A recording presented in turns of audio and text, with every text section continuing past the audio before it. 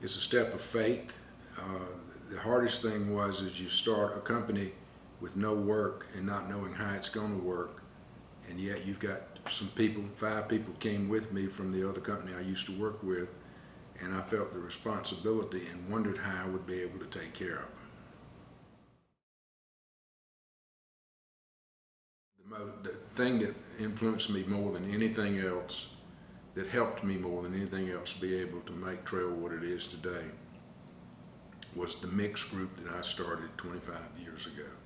Meeting with other contractors from all over the United States, where we got together and talked about our companies, interviewed employees, because every 6 months it was going to their companies, and it was like looking in a mirror and thinking about, boy, they got this problem here, I wonder what kind of problem I got. I wonder if this is happening at Trehel. And that mixed group gave me constant reflection and reinforcement, and helped me grow in really focusing how I wanted to build the company by having those experiences.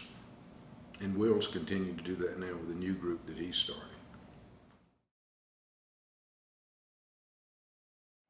I expected for Trehel to be the same size for the first 5 years or longer. That was an idealistic move. I thought, well, if I could just take these 5 guys and every year we do the same amount of work and everybody gets a paycheck, and at the end of the day we will have done a good job. It didn't take but 2 years to realize that some people got married, some people had children graduating, they needed to make more money. There are only 2 ways to make more money: do the same amount of work you did last year at less cost, or else you got to do more work and have a percentage of a greater number in order to grow a company and be able to meet your people's long-term needs. I didn't really know how that worked. But as far as picking out a size or a dollar volume, never has been, still isn't today. And what my focus is what do I have to do to be able to take care of my people and provide the things that they need to make their life work. And the only way I can do that is by having clients. So we have to go find clients in order to be able to make the money it takes to support the people that work here.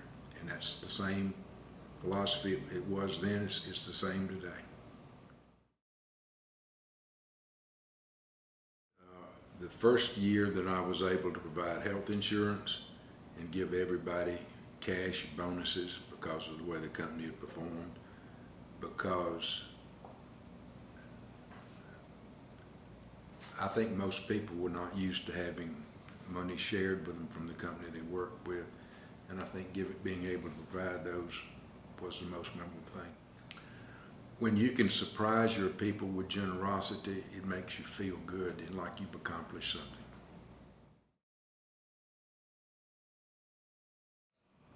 There ain't no grass where the herds graze, don't be a herd animal. It's because everybody looks at the fact that there's competition, and if that competition didn't exist, that their business would do well and that things would be a lot better. And what they do is they slug it out doing the same thing to each other. In other words, if you want to not be a herd animal, you've got to differentiate what you do so you're not like everybody else. That makes it a much more enjoyable job to have. So don't be a herd animal, because if you think about it, when you look at on TV and you watch all these animals in herds, and they're all moving because they're eating all the grass. But if you could go somewhere where the herd wasn't there, the grass is long, it's green, it's luscious, and it's a great place to be.